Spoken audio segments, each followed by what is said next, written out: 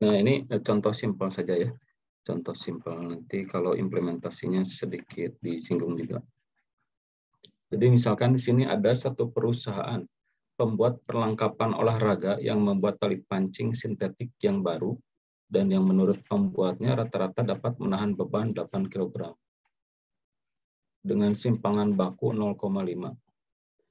Ujilah hipotesis bahwa mu sama dengan 8 kg, lawan tanding mu tidak sama dengan 8 kg.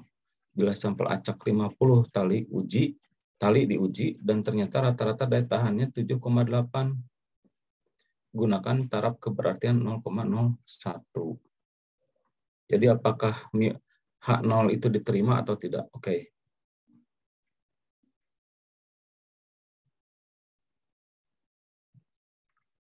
Jadi satu, menurut teori kemarin itu adalah tentukan H0 terlebih dahulu. H0 itu tadi apa? Jadi uji hipotesis bahwa rata-rata tadi dikatakan bahwa klaim yang punyanya atau pabriknya rata-rata produksinya itu mu-nya tahan 8 kg. Artinya dia tuh populasinya gitu ya. Jadi setiap produksi selalu rata-rata tahannya itu 8 kg gitu. Kemudian 2, tentukan H1-nya. Tadi sudah dikatakan bahwa H tandingnya atau mu itu tidak sama dengan 8 kg. Nah, dengan seperti ini kita sudah bisa menyimpulkan bahwa ini uji uji dua arah ya. Jadi uji dua arah.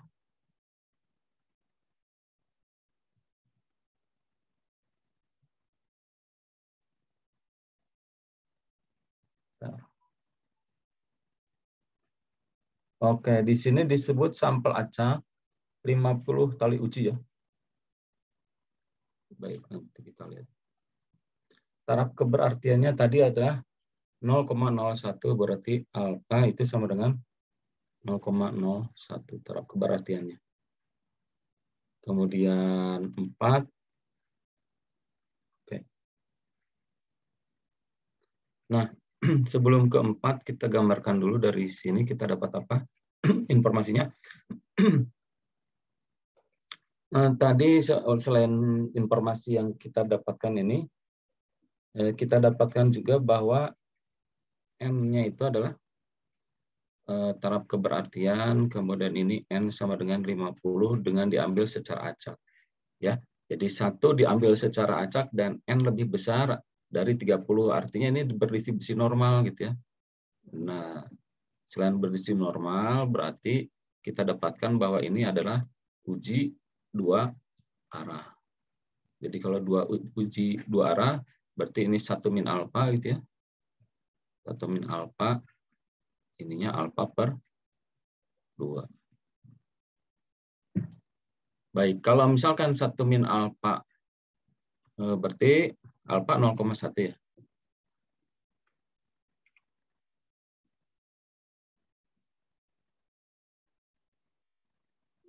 Satu min alfa sama 1 kurangi 0,01.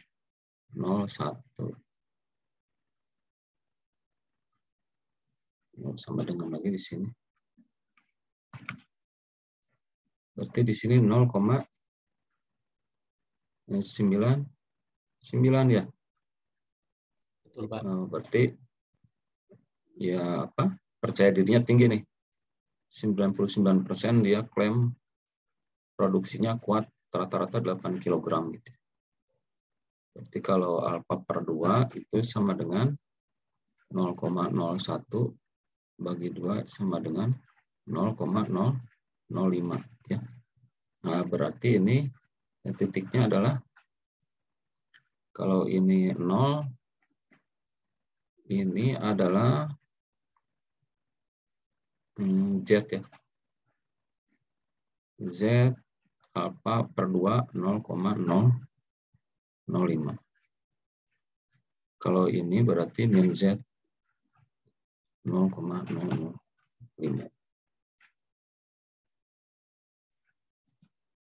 Nah, tinggal nanti dilihat.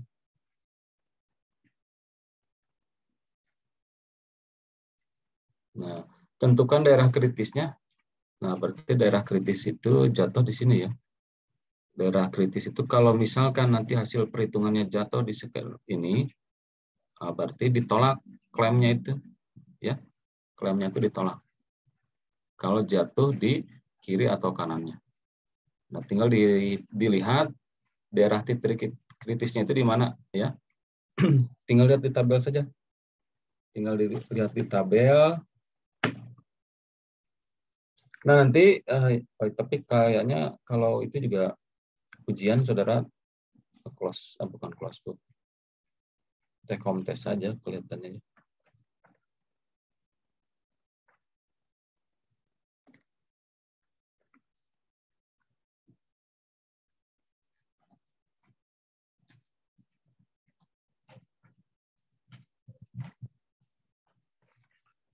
Di tabel juga ini.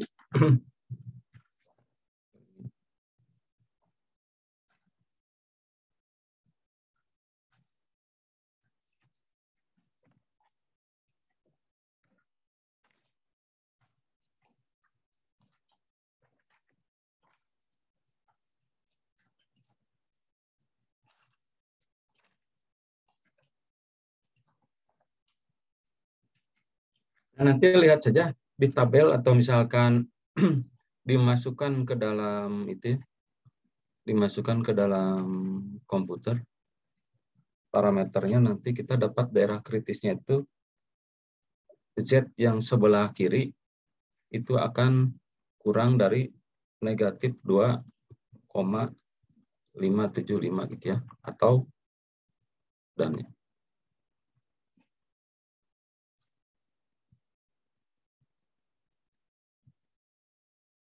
karena dia simetris, maka nilainya sama, cuma beda tanda saja. Gitu.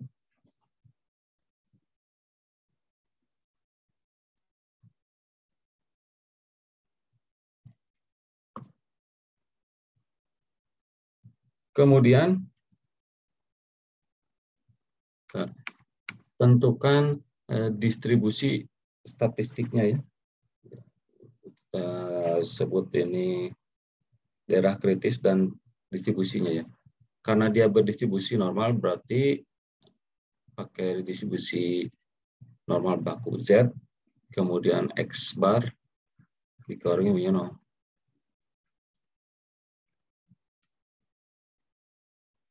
0. Nah, gini. Pakai ini saja. Karena dia berdistribusi normal, kemudian semua mu-nya diketahui, kemudian simpangan bakunya juga diketahui, gitu ya. N-nya juga diketahui. Nah, beda lagi kalau misalkan yang ditanyakan N, gitu ya. Jadi bisa dibalik untuk menentukan berapa jumlah sampel yang layak untuk satu nilai tertentu, misalkan tadi gitu ya. Misalkan kita ingin punya selang kepercayaan 95% atau 0,95. Kemudian diketahui nilai Z-nya dan lain sebagainya yang ingin kita tanyakan atau kita cari itu N-nya, dibalik pertanyaannya nanti cari N-nya berapa gitu ya. Jadi cara menentukan jumlah sampel juga bisa seperti itu gitu ya.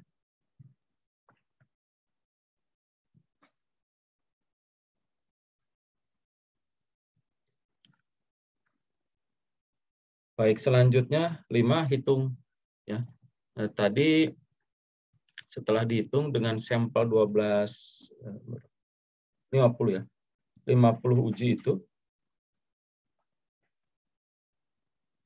itu kan ternyata rata-ratanya tidak 8 kg tapi 7,8 kg dengan N sama dengan 50.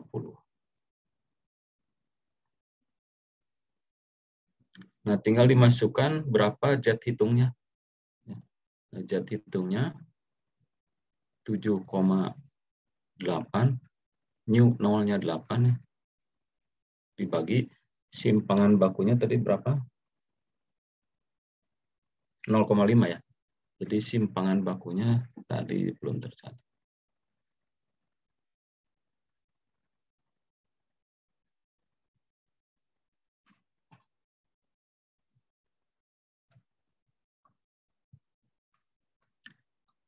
Jadi simpangan bakunya tadi 0,5 kilogram.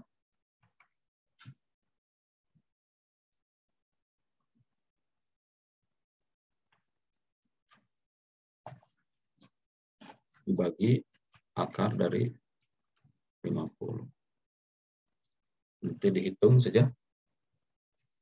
Sebetulnya kalau pembagian gini 50 ini bisa ke atas ya. Jadi pengali dengan ini gitu ya. Nah, di sini kita dapatkan negatif 2,828. Nanti tinggal tentukan itu jatuhnya di mana gitu ya.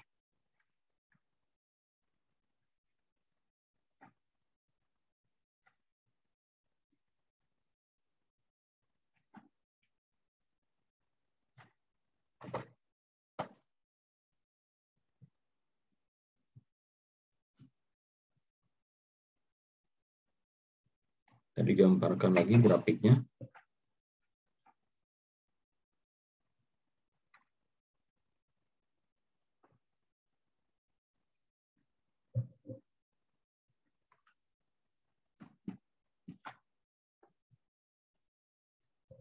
Ini itu nilainya tadi berapa? 2 ya. 2,575. Dan ini negatif 2,575. Tinggal lihat negatif 28 jatuh di mana? Ternyata di sini, ya. Iya, Pak. Jadi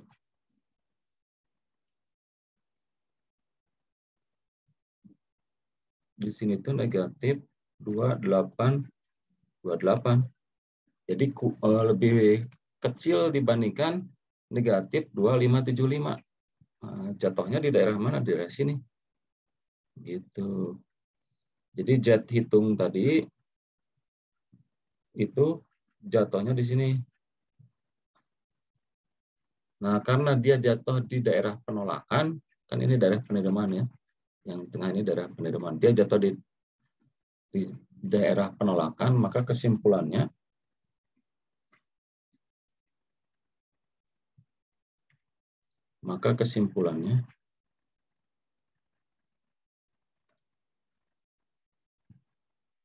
tolak H0 ya. Tolak H0. Kalau ditolak H0 artinya apa? Berarti tolak H0 artinya ini pakai kata-kata sendiri saja, artinya dianalisis, diinterpretasikan analisisnya apa. Jadi kan tidak 8 kg, karena jatuhnya kurang dari negatif 2575, artinya lebih kurang lagi dari 8 gitu kan. Ya, kurang lagi 8 artinya rata-rata produksi pabrik tersebut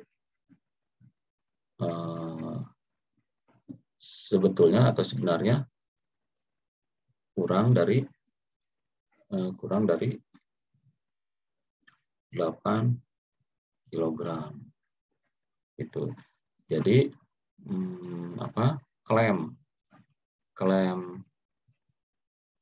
pemilik pabrik tidak tepat atau kurang tepat gitu ya, atau tidak benar gitu ya. Tidak benar misalnya, atau kurang tepat gitu ya. Tidak benar aja lah, tidak benar. Jadi ada kesimpulan analisis itunya ya, kualitatifnya kata-katanya seperti apa, seperti itu gitu ya. Jadi kurang dari 8 kg melihat kenyataan seperti itu gitu. Gitu. Nah, tinggal nanti saja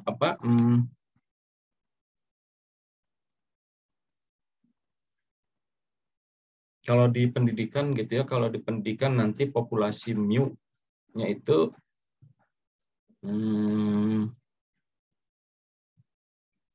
nanti diambil dari bisa uji awal dulu gitu ya. Nanti dilihat gitu, tapi tidak ini ya. Ini kan kalau dalam bidang pendidikan treatment itu kadang ada dua ya. Jadi enggak, satu kalau untuk penilaian itu kan ada yang pretest dan post test ya. Jadi kayak yang pretest ya dibandingkan dengan pretest lagi gitu ya. Tapi kalau ada kelas kontrol nanti itu ujinya uji selisih dua rataan gitu ya. Uji selisih dua rataan. Tapi selain uji selisih dua rataan, analisisnya bisa dibandingkan antara pretest dengan post test di kelas yang sama gitu ya, dibandingkan juga dengan kelas yang kelas kontrolnya gitu. Nah, kira-kira seperti itu ya. Ini kalau di bidang industri.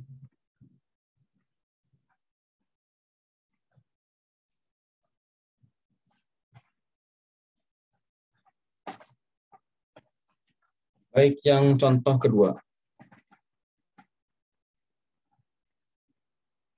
Contoh kedua ya. Rata-rata waktu yang diperlukan siswa untuk mendaftar pada permulaan kuliah mahasiswa. Pada permulaan kuliah baru di satu perguruan tinggi pada waktu yang lalu adalah 50 menit dengan simpangan baku 10 menit. Satu cara pendaftaran baru dengan menggunakan komputer modern sedang dicobakan. Bila sampel acak dengan 12 mahasiswa, nih kurang dari 30 berarti, membutuhkan rata-rata waktu mendaftar diri 42 menit dengan simpangan baku 11,9 menit. Jadi sebelumnya manual mungkin ya, terus menggunakan bantuan komputer, waktunya berkurang jadi 42 menit dari sampel 12 dengan simpangan bakunya 11,9 menit. Ujilah hipotesis bahwa rataan populasi sekarang lebih kecil dari 50, artinya benar bahwa dengan sistem baru itu waktunya diefektif kurang dari 50 menit gitu kan ya. Dengan menggunakan taraf keberartian 1 0,05 dan 2 0,01. Anggap populasi waktu mendaftar berdistribusi normal. Nah, 1 kita tentukan H0-nya dulu. H0-nya tadi kita data. Ujilah hipotesis bahwa rataan populasi sekarang lebih kecil dari 50. Nah, kalau dalam contoh soal jadi H0 ini dibuat yang kita yakin bahwa itu berkurangnya di H1 ya. Di H1. Jadi pertama mu-nya itu 50 menit. 50 menit gitu ya. Nah, kemudian kita yakin bahwa H1 itu mu kurang dari 50 menit gitu. Nah, kita ingin menguji benar nggak H1 gitu ya. Nanti jatuhnya di H1 atau di H0 gitu. Kemudian tadi gunakan taraf keberartian 0,05 dan alfa 0,01.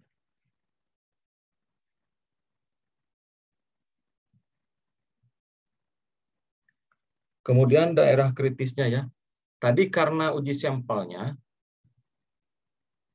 sini kurang lengkap ya.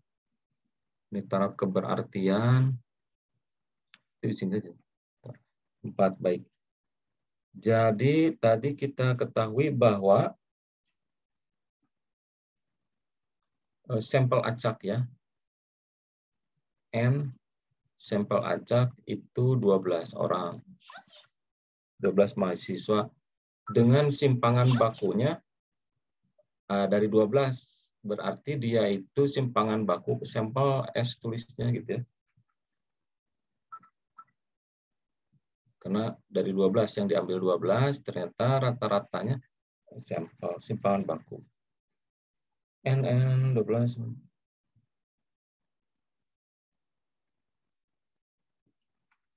Belum. Jadi kita dapatkan tadi rata-ratanya ya. X bar dari 12 ini kita dapatkan 42 menit.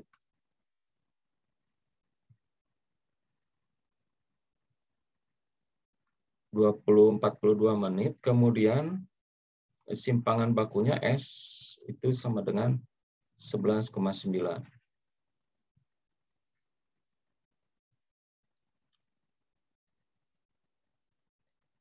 Nah, kalau mu yang 50 ini berdasarkan klaim gitu ya, berdasarkan data sebelumnya terhadap populasi, kemudian ini kita klaimnya bahwa dia kurang dari 50, bahwa itu efektif gitu ya. Kemudian ini alfa disesuaikan dengan keinginan. Kemudian N-nya itu tergantung dari kita ngambil sampelnya gitu ya. Mau 12, mau 30, mau 50, kita ambil sampel saja dulu. Jadi uji coba nih sistem oleh berapa orang gitu ya. Layaknya memang kalau 12 orang kurang ya. Jadi bagusnya ya sekitar 31 gitu ya, 50 orang baru bagus. Nah, baru dihitung rata-ratanya. Nanti kita yang hitung sendiri. Jadi orang pertama berapa menit, orang kedua berapa menit, tulis, hitung gitu ya sendiri. Jadi daftarkan dalam tabel, nanti S itu bisa dihitung berdasarkan hitungan seperti ini sebetulnya tadi ya. Jadi rumus S kemarin itu adalah X bar min XI dalam kurung dikuadratkan per N-1 diakarkan baru itu sampel gitu ya. Di sini nggak diketahui masing-masingnya, langsung saja bahwa simpangan bakunya itu 11,9 menit. Gitu. Jadi yang seperti ininya, saudara dihitung sendiri ya, kalau penelitian sendiri itu. Jadi ini mudahnya saja. Dari 4 ini, maka kita dapatkan daerah kritisnya. Oke. Nah, di sini karena tadi diketahui dia hampir berdistribusi normal gitu ya. Anggap populasi waktu mendaftar berdistribusi normal. Jadi populasi ya. Populasi. Jadi secara keseluruhan klaim yang 50 ini itu sebetulnya datanya semuanya normal gitu ya. Oke, normal. Artinya kan tabelnya simetris seperti itu. Ya. Tapi di sini sampel yang diambil cuma 12. Bukan N lebih besar dari 30 gitu. Makanya yang tabel sama seperti normal yaitu distribusi T gitu karena N-nya kurang dari 30, maka kita gunakan daerah kritisnya yaitu distribusi T gitu ya. Daerah kritis pakai distribusi T. Nah, menggunakan distribusi T tidak beda jauh dengan distribusi normal gitu ya. Nah, klaimnya kurang kan ya. Klaimnya kurang dari 50 berarti di sini. Jadi nanti lihat apakah keinginannya jatuhnya di sini gitu ya.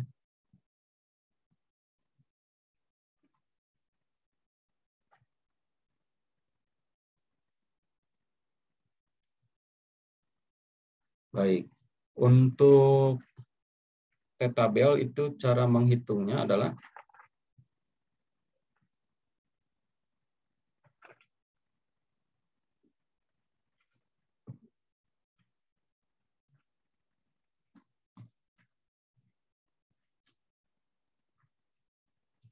derajat kebebasan ya. T-tabel derajat kebebasan. Jadi nanti hitung di sini itu T. Oke, ini kan dia alfanya ditentukan tadi ada 0,05 dan 0,01 berarti ini 1 min alfa gitu ya. Nah, ini alfanya cuma 1 di sini gitu ya. Jadi alfanya di sini gitu ya. Ini alfa. Jadi tidak perlu dibagi 2 langsung alfa. Berarti di sini alfa, derajat kebebasannya V gitu ya. Nah, derajat kebebasan V itu sama dengan N min 1 sama dengan 12 min 1 sama dengan 11.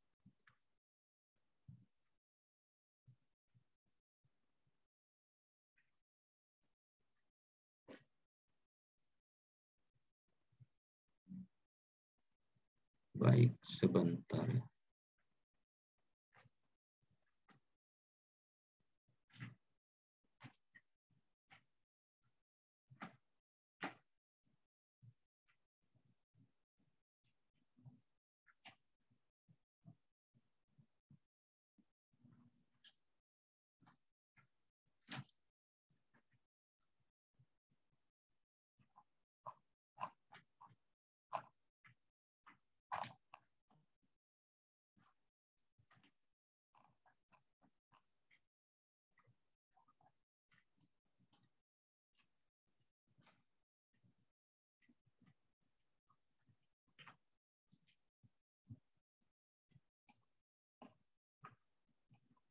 Baik.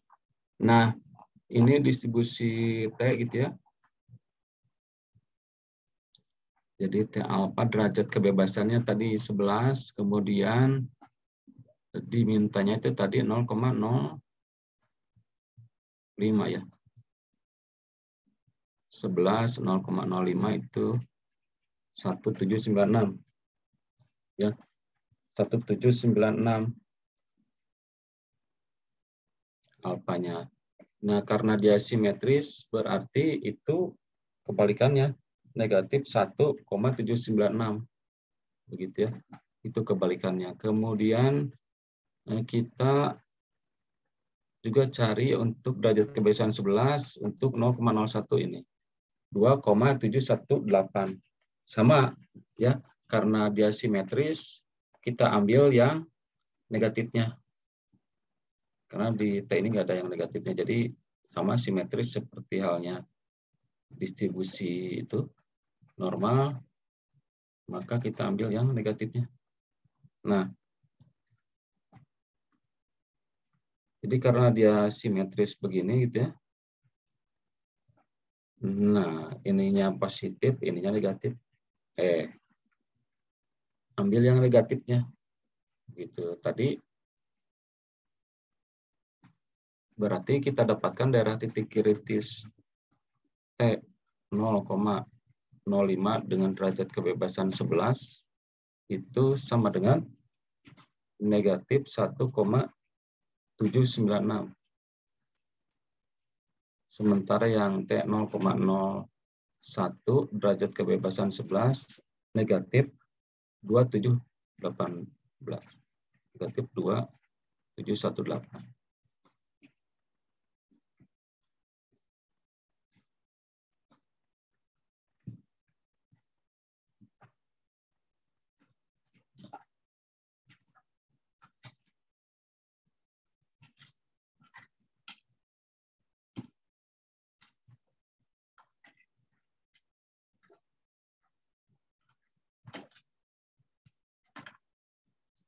Lima,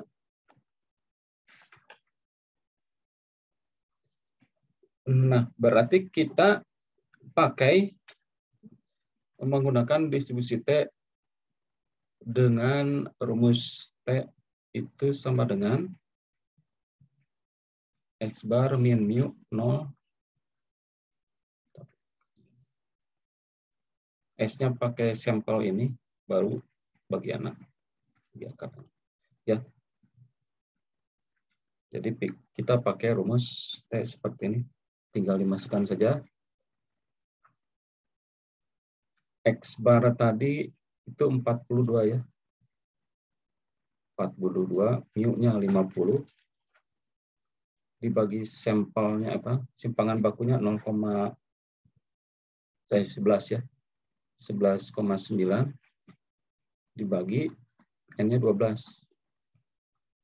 Karena tinggal dihitung aja sendiri.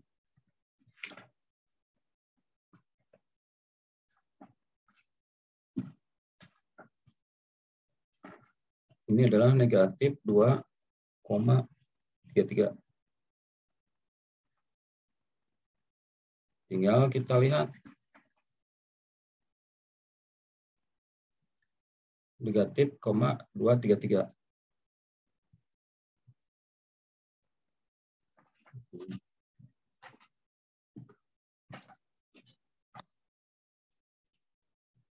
Tadi itu T-nya yang pertama untuk T 0,05 11 itu sama dengan negatif 1,796.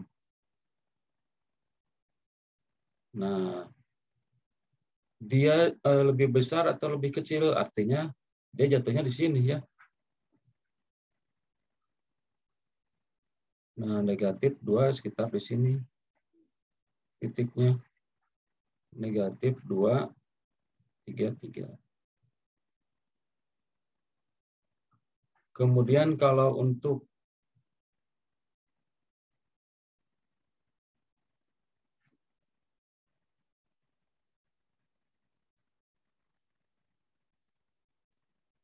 gitu ya. T 0,01 11 itu tadi negatif 2,718. Ya, 2, nah, kita lihat ternyata kalau untuk yang 0,01 T-nya itu ada di sini gitu ya. T hitungnya tadi itu ada di sini. Negatif 2,33. Artinya kalau ini jatuhnya di sini. Ya.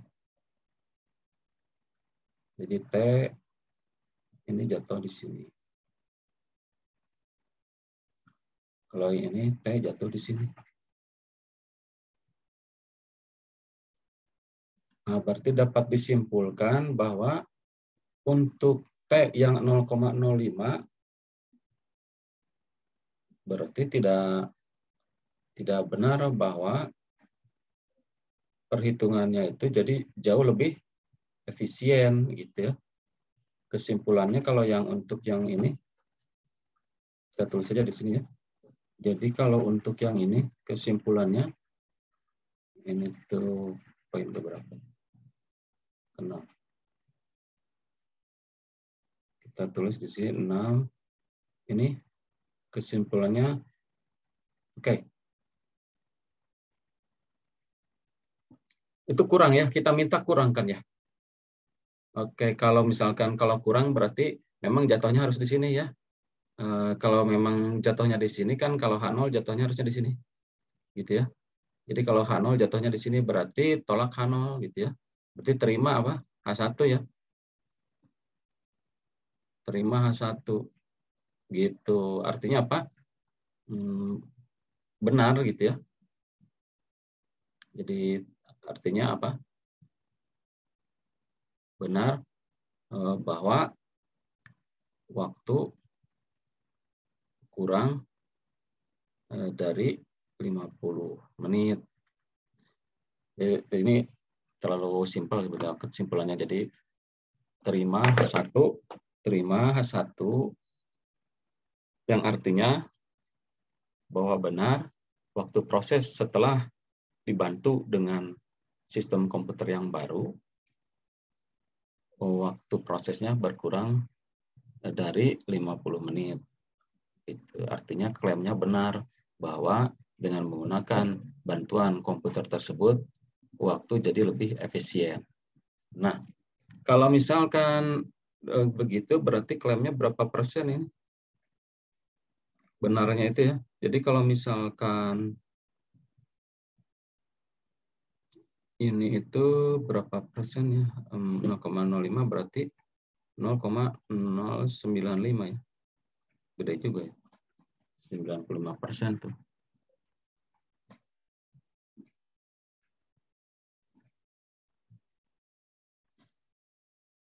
Tapi kan itu jadi nggak usah disebutkan 0,95-nya ya. Jadi terus sebut aja terima H1 benar bahwa waktunya kurang dari 50 menit gitu ya.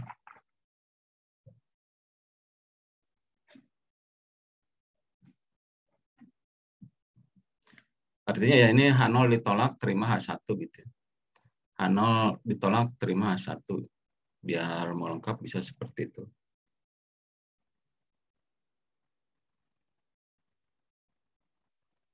H0 ditolak, H1 diterima. Ya. Jadi H0 ditolak, H1 diterima.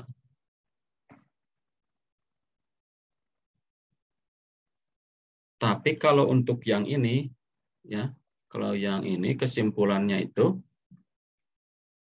nah H0 ini diterima, gitu ya. H0 ini diterima, H1 ditolak.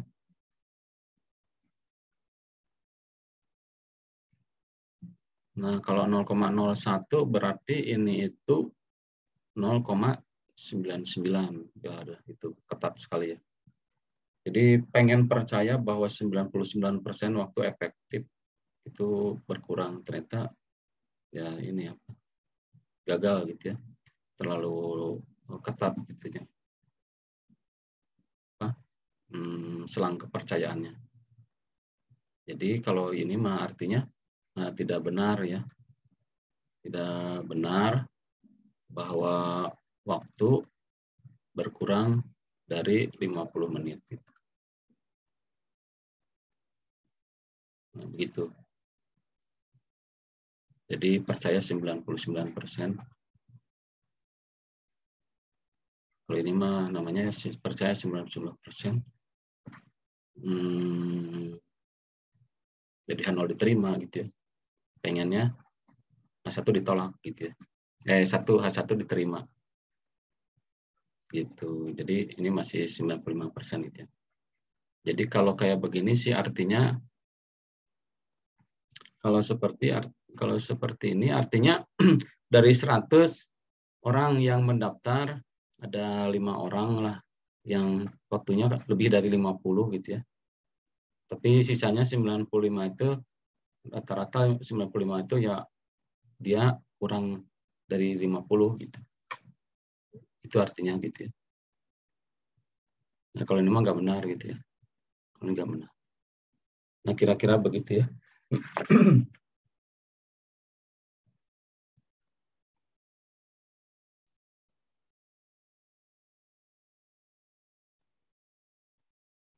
Ada pertanyaan untuk contoh soal ini? Ya. Izin bertanya, Pak. Jadi Ya. untuk yang masalah ini kesimpulannya ada dua, Pak. Untuk yang alfanya 0,05 beda, 0,01 juga sendiri gitu, Pak, maksudnya, Pak. Iya. Jadi ada dua kesimpulan. Jadi kalau misalkan alfanya atau level signifikansinya 0,05, berarti benar klaim bahwa dengan bantuan komputer itu mengurangi waktu kurang jadi 50% waktu prosesnya. Artinya efisien bantuan komputer itu gitu. Tapi seberapa besar itu selang kepercayaannya kita percaya itu ya 95%. 95% gitu ya. Artinya dari 100 orang tuh ada 5 orang yang lebih dari 50, tapi itu kan tidak masalah gitu ya. Gitu. Nah, kalau ini mah jadi karena H0 diterima gitu ya, H1 ditolak. Artinya kalau H1 ditolak tidak benar kan? Harusnya kan minta jatuh di sini gitu ya. Kalau jatuh di sini artinya kurang dari 50. Kalau gini mah jatuhnya ke sini. Kalau jatuh ke sini berarti masih lebih besar dari 50 gitu. Nah, jadi nggak usah disebutkan 0,99-nya atau 0,001-nya. Cukup ditulis saja H0 diterima, H1 ditolak. Artinya tidak benar klaim bahwa waktunya berkurang dari 50. Nah, paling nanti dilihatnya dari sininya. Gitunya. Dilihat dari sininya gitu ya. Makanya kalau nanti penelitian pendidikan gitu ya, selang level signifikansinya jangan terlalu ketat juga gitu. Wajar saja.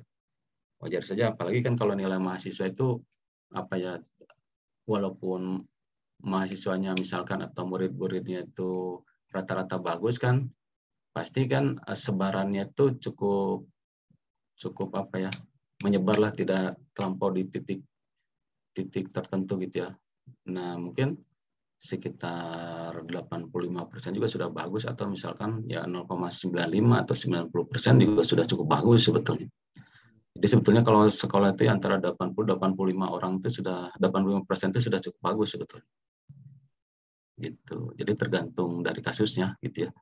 Tergantung dari kasusnya. Baik, Pak. Terima kasih, Pak. Ya. Baik, ada pertanyaan lain tidak? Saya pengen bertanya.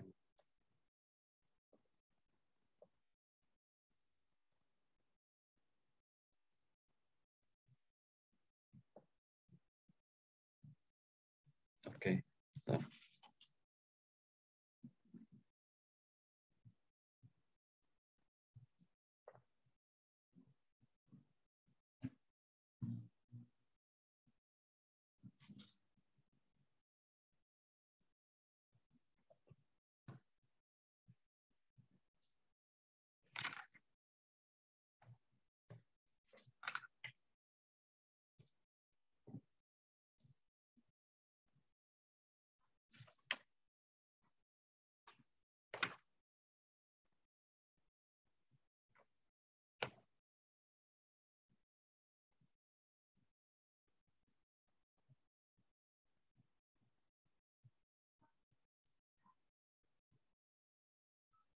Baik, silakan kalau misalkan ada pertanyaan ya.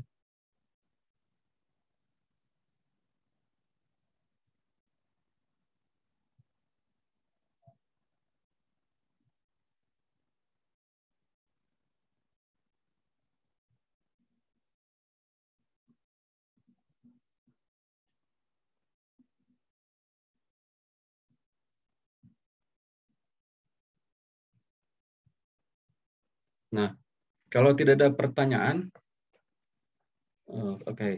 Nanti kalau misalkan mau menentukan jumlah sampel gitu ya, nah jumlah sampel itu bisa berdasarkan yang kemarin. Kalau mau dia berdistribusi normal, dia harus diambil acak gitu ya.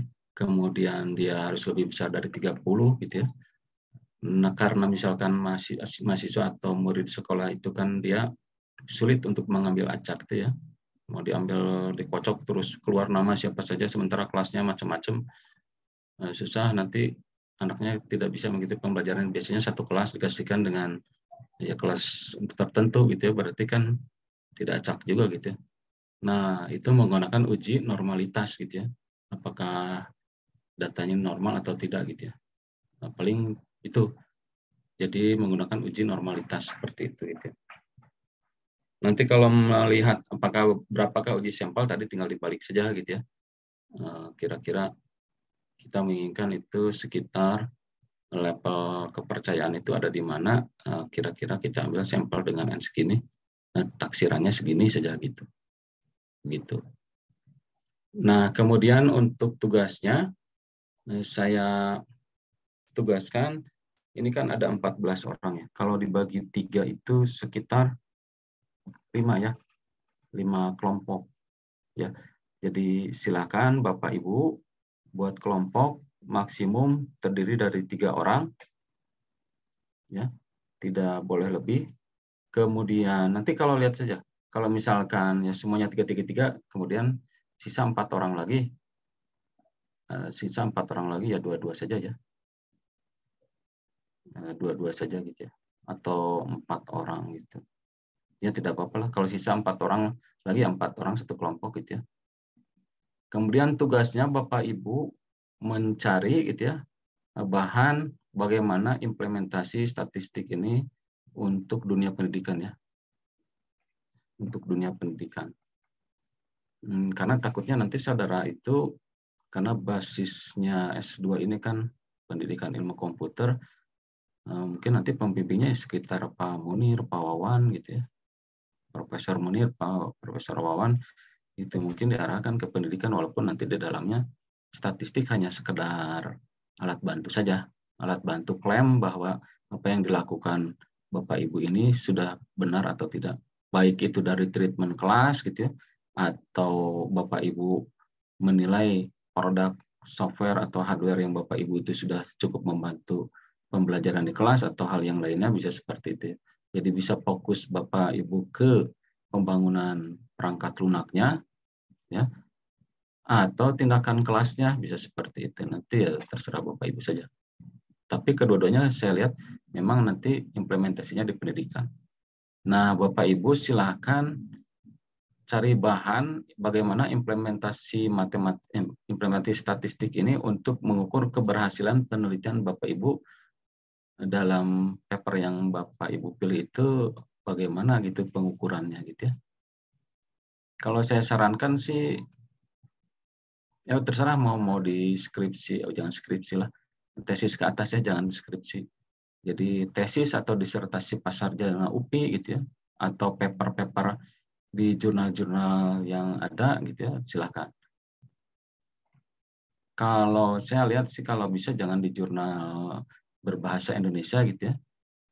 Mau itu konferensi Indonesia nasional gitu ya, mau itu jurnal nasional biasanya levelnya itu rendah sekali gitu ya.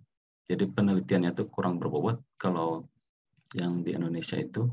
Jadi Bapak Ibu diharapkan mengambil bahan kalau dari paper itu dari konferensi internasional atau konferensi atau jurnal internasional ya. Tapi kalau bagus mah jurnal internasional sih ya. Kalau bagus mah sih jurnal internasional. Banyak sekali kalau untuk jurnal internasional melihat untuk alat ukur statistiknya itu di bidang pendidikan ya, banyak jurnal-jurnal di bahkan seperti di ACM gitu ya, Associate, ACM itu Associate Computer Machinery, itu lebih ke hardware, tapi ada juga itunya ya, bidang-bidang pendidikannya gitu ya, terkait dengan teknologi informasinya. Nah, di sana ada gitu ya. Dan itu sudah Q-nya Q1 gitu, Q2 minimal. Jadi banyak, silakan dicari saja gitu ya, mau di Amerika, mau di Eropa, atau di Australia. Nah, kalau di Malaysia memang ada beberapa jurnal internasional gitu ya, tapi keketatannya itu tidak terlampau kompleksitas, tapi kalau bagus nggak masalah juga gitu. Di Malaysia itu, di Malaysia memang banyak jurnal-jurnal internasional, tapi level Q-nya kadang di bawah Q2 atau Q3 gitu ya. Cuma level keketatannya itu tidak terlampau bagus. Kalau bagus sih pilih yang di Eropa gitu ya, Jepang atau misalkan Amerika, Australia lebih bagus lah. Gampang lah. Kemudian bagaimana misalkan untuk mendownload paper-paper tersebut, ada ya caranya, tinggal dicari di internet. Jadi mendownload paper-paper berbayar itu bagaimana caranya? Pakai SciHub itu ya, SCI Strip Hub, yang simbolnya itu burung gagak, pegang gigit kunci ya. Nah itu tinggal pakai download pakai itu, jadi yang berbayar jadi tidak berbayar. Nah silahkan cari bahan-bahannya tersebut, kemudian Bapak Ibu explore statistiknya saja. Tapi walaupun dieksplor statistiknya, ya tentu permasalahannya harus jelas dulu. Tadi ini tuh menguji apa sih gitu ya, datanya seperti apa, perhitungannya seperti apa gitu ya. Biar nanti itu jadi pengetahuan dan pengalaman Bapak Ibu untuk menyelesaikan tesis Bapak Ibu ke depannya gitu. Oh, contohnya seperti ini gitu ya. Mau itu pure pendidikan silakan gitu ya, sebagai perbandingan saja. Mau itu yang teknologi informasinya atau IT-nya silakan gitu. Silakan. Nah, nanti kalau biasanya kalau di Ilkom pasti tingkatannya lebih kompleksitasnya tinggi gitu ya, saya lihat. Pasti di dalamnya ada keilmuan komputer yang dituntut oleh para pembimbing itu cukup kental gitu ya. Tidak hanya sekedar kalau misalkan macam penelitian tindakan kelas atau treatment kelas gitu ya, pasti alat bantunya itu diminta teknologi informasi gitu ya. Nah, alat bantunya itu yang pengujian kan apa ya, cara membuatnya itu kadang ya itu tadi menggunakan materi-materi atau studi literatur yang dari ilmu komputer sendiri gitu ya. Begitu yang saya lihat ya. Nah, silakan Bapak Ibu cari bahannya, kemudian dibuatkan makalahnya. Cukup simpel kalau makalahnya cover yang berisi data anggotanya siapa, kemudian mau pakai data pustaka silakan. Nanti yang pertama pendahuluan, isi, penutup gitu saja. Tapi harus jelas itu makalah. Kedua, buat PPT-nya. Nah, buat PPT-nya tidak boleh lebih dari 10 slide. Cukup 10 slide maksimum gitu ya. Cukup 10 slide maksimum, itu dipresentasikan paling ya sekitar 15 menit atau 20 menitan. Kayaknya ya mungkin 10 atau 15 menitan lah gitu ya. Nanti kita lihat waktunya. Begitu nanti dipresentasikan oleh Bapak Ibu di minggu depan ya. Tanggal 21. Begitu, karena tanggal 28-nya kita UAS ya. Kita berakhir perkuliahan tanggal 23 katanya ya. Perkuliahan kita berakhir tanggal 23, jadi Bapak Ibu harus sudah menyelesaikan tugas ini. Nanti di tanggal 21 dipresentasikan, yang Bapak Ibu serahkan ke saya itu PPT bersama makalahnya. Kemudian Bapak Ibu presentasikan depan saya gitu, depan kelas. Baik, itu saja tugas besarnya. Ada pertanyaan tidak? Izin bertanya, Pak. Ya. Ya, nanti yang dipilih satu saja Kak, Pak, bahannya? Satu saja. Satu saja. Satu saja.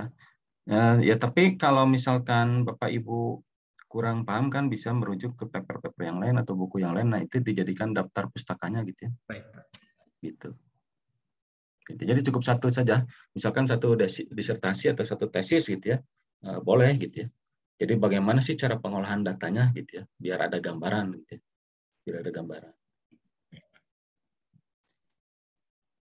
Terima Nah, kasih. saya sarankan jangan yang pakai gen ya. Jangan pakai gen itu, tapi bagusnya yang setelah kita bahas aja dari awal sampai akhir ini gitu ya.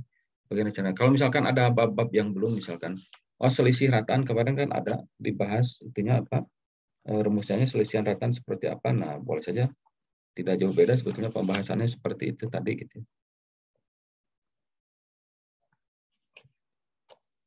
Jadi kalau selisih rataan itu dua rumus Z tinggal dikurangi gitu ya. Seperti itu kira-kira. Itu untuk melihat selisih rataannya itu signifikan atau tidak gitu. Dari misalkan pretest ke post test gitu ya. Rataannya kalau misalkan ya semacam gen lagi sebetulnya gitu ya. Nanti apa signifikan atau tidak gitu ya perubahannya. Misalkan rata-rata awal 60, pas setelah dilakukan treatment jadi 85 misalkan. Nah, berarti kan perubahannya. Tapi dengan menggunakan uji ini lebih kelihatan gitu ya. Karena kan dilihatnya kan apa H0 diterima atau tidak diterima tadi gitu ya. Nanti nilai Z-nya apakah masuk atau tidak gitu ya. Gitu saja ini mah kalau statistik. Jadi oke, percaya gitu ya bahwa ini memang treatmentnya bagus gitu. Nah, kalau gen itu dibagi tiga itu kan, tiga kondisi, ada rendah, ada sedang, ada tinggi. Nah, untuk mencapai tingginya itu yang susah gitu. Tapi kalau misalkan untuk mengukur kenaikan nilai Bitcoin mah pakai nilai gen jelas itu mah bisa kelihatan banget ya. Jadi misalkan dulu jual satu koin Bitcoin itu kan 50.000. Kalau sekarang kan hampir 1 miliar itu satu koin tuh. Pakai nilai gen, oh jelas itu mah kelihatan pasti tinggi gitu kan. Perubahannya drastis banget gitu kan. Perolehannya tinggi ya. Selisihnya besar gitu ya. Tapi kalau cuma nilai sekolah yang skalanya 100 misalkan berubah dari 60 jadi 70, 80, gede nggak, kecil itu sedang paling masuk juga nggak akan pernah tinggi gitu.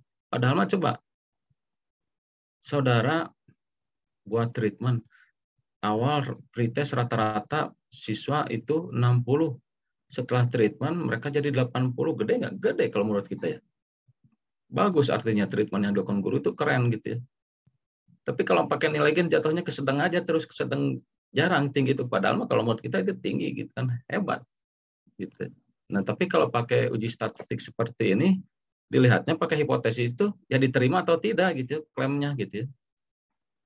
Pasti masuknya klaimnya diterima kalau kelihatan selisih besar seperti itu gitu ya. Jangankan ya pasti kelihatan kalau misalkan dekat-dekat kayak tadi misalkan tali pancing 8 kilo ternyata setelah diukur 7,8 benar nggak klaimnya gitu ya, ternyata nggak benar gitu ya. Karena ternyata nggak benar gitu ya, ada selisih lah gitu ya. Ini kalau misalkan jauh banget pasti kelihatan banget itu ya, kelihatan banget jatuhnya di daerah penerimaan nantinya gitu ya, artinya klaimnya diterima, H0-nya bisa gitu gitu kalau pakai ini. Tapi kalau nilai gen itu ya perolehan selisihnya gitu ya, kalau cuma 80 ya tidak besar gitu ya. Tidak besar. Contoh kalau misalkan apa ya, kita punya tanah nih tahun 2010 harganya 100 juta.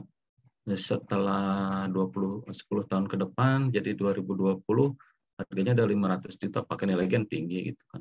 Tinggi, perbedaannya mencolok gitu. Jadi nilai gen itu menurut saya cocoknya untuk yang perubahannya besar, harga saham kayak begitu mungkin bisa. Gitu. Kayak Bitcoin kan gede banget ya. Satu nilai Bitcoin harganya itu di sekitar sekarang antara 700 juta ya. Hebat. Nah, coba kembali lagi gitu ya. Ke Bitcoin itu ternyata ya emas virtual gitu ya. Cuma program komputer saja. Kalau saya sangat gambling di sana itu ya. Daripada beli Bitcoin mending beli emas sungguhan di Antam.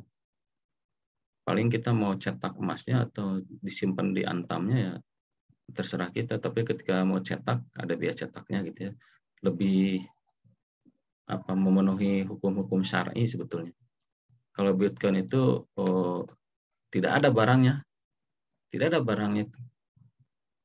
Nah itu yang kalau menurut syar'i itu menyalahi beberapa aturan syar'i itu, jadi MUI menjatuhkan haram itu gitu. Dan itu bisa merugikan sebetulnya. Dan itu kan sudah beberapa kejadian sebelum Bitcoin ini juga sudah ada. Jadi uang virtual seperti itu akhirnya kan jatuh gitu. Yang bisa buat kayak begitu siapa yang punya kuasa lah. Jadi orang yang nggak punya duit, nggak punya emas, itu menawarkan, silakan, saya punya Bitcoin, beli ini, harganya sekarang segini, dibeli. Kita punya catatan di komputer saja bahwa kita punya nilai Bitcoin segini. Tapi ketika beli kan pakai uang fisik, ngumpulnya di mana? Ya di bandar lah. Yang punya program, setiap orang di dunia beli, yang kaya siapa ya? Bandar gitu ya. Sementara apa fisiknya gitu ya? Cuma catatan saudara punya uang di segini Bitcoin gitu. Apa untungnya coba sok? Jadi catatan, kita punya catatan saja di komputer virtual, kita punya segini koin Bitcoin. Bisa ditunaikan, ya paling nanti dalam rupiah lagi kalau mau, itu juga. Karena kan fluktuatif kembali. Tapi kalau kita bisa beli tanah nih, tanahnya ada nggak? Ada gitu. Beli emas, emasnya ada gitu. Jadi nilainya itu ada gitu. Gitu. Nah itu kalau saya riskan kalau nyimpan di hal-hal seperti itu riskan.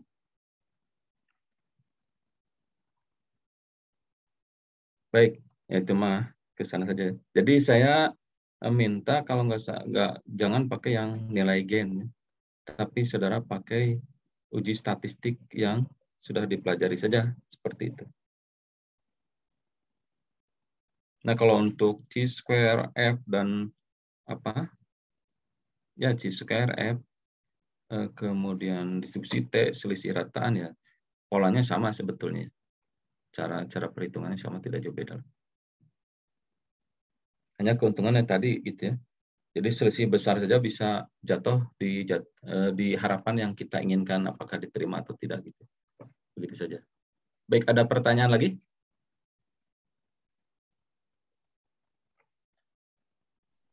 Ya Pak, mau nanya Pak. Ya silakan. Jadi mengenai tugas ini Pak. Jadi akhirnya nanti kita akan presentasikan ya Pak ya. Ya. Dalam bentuk PPT. Jadi goalnya itu kan Pak, maksudnya dalam presentasi gitu kan. Ya. Jadi apakah perlu kami membuat dalam bentuk format seperti paper gitu, bukan ya? Nggak usah. Nggak usah. Kalau misalkan mau seperti itu, makalahnya boleh juga. Artinya kan kalau buat paper, ya saudara jatuhnya review paper ya.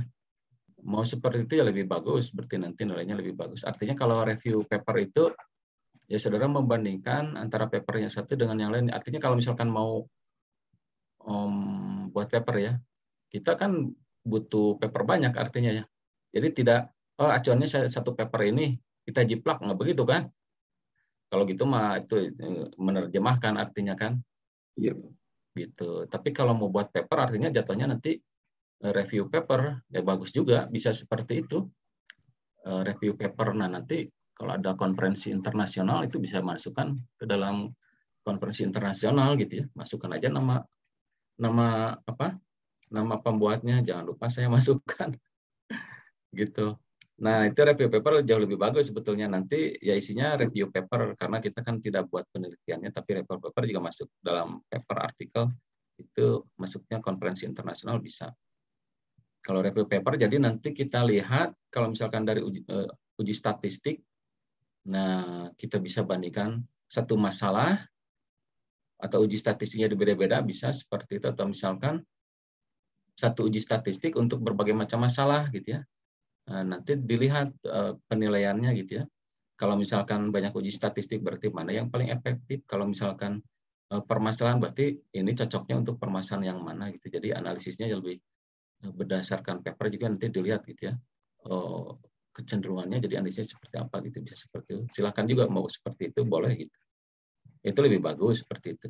Tapi minimalnya apa yang tadi saya katakan gitu ya, jadi fokus dilihat bagaimana implementasi kajian statistik dalam penelitiannya, di bagaimana cara perhitungan untuk analisis statistiknya seperti apa gitu ya. Nah, dari sini itu sebetulnya kalau alat statistik itu hanya sebagai alat saja, alat perhitungan apakah klaim atau treatment atau pembuatan kita di software itu sudah bagus atau tidak gitu, sudah layak atau tidak gitu. Hanya untuk alat bantu uji ukur saja gitu. Gitu. Tapi walaupun begitu ya tetap nanti kalau ujian suka ditanya juga statistiknya, apalagi pengujinya saya gitu kan. Gitu. Baik, Pak. Terima kasih, Pak. Ya. Baik, ada pertanyaan lagi? Ya. Ini tuh 14 itu partisipan itu apakah dengan saya atau tidak ya. Jadi kalau misalkan tidak dengan saya, berarti ya ada 12, 3, sisa 2 lah gitu ya. 3 ya. Kalau ya bisa. Bisa 5 kelompok. Tapi kalau dengan saya berarti, kalau tidak dengan saya, jadi kalau dengan saya berarti 13, ya berarti ada 1 kelompok, 4 orang tidak masalah. Atau mau 2-2 silakan, jadi 4 kelompok gitu ya. Nanti presentasi mungkin antara 15 sampai 20 menitan. Ya, kalau skripsi juga begitu kan. Presentasi cuma sekitar 10-15 menit, banyaknya tanya jawab gitu. Baik. Masih ada pertanyaan? Tidak ada ya? Nah, nanti kalau misalkan ada pertanyaan tinggal disampaikan di WA saja ya. Nah, nanti tugas lebih detailnya saya simpan di Spotopedo gitu ya. Kemudian kemarin kan BAP-nya belum ditandatangan, dengan sekarang nanti saya mintakan di malam hari saja ya. Baik, kalau tidak pertanyaan, saya tutup. Terima kasih. Wassalamualaikum warahmatullahi wabarakatuh. Waalaikumsalam warahmatullahi wabarakatuh. Terima kasih.